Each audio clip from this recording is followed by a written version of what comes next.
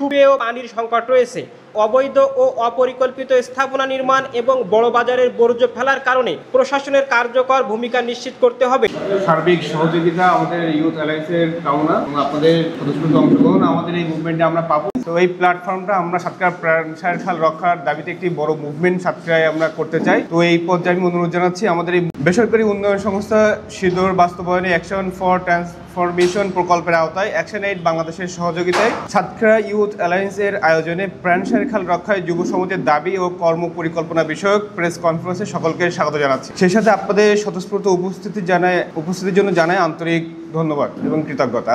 জনাব মুশফিকুর রহমান, আমি মুশফিকুর রহমানকে অনুরোধ জানাচ্ছি আজকের আমাদের এই মুভমেন্টে নিয়ে বিস্তারিত লিখিত বক্তব্য পাঠ করার জন্য।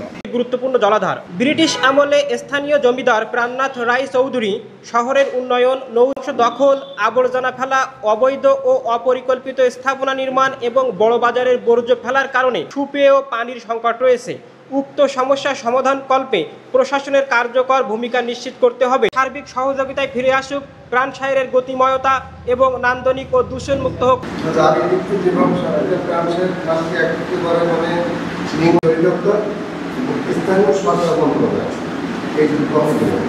পাশাপাশি আমাদের পরামর্শ করতে আপনারা আপনারাই পারবেন আমাদের প্রাণসায় রক্ষা করতে, কোনো বিকল্প নেই।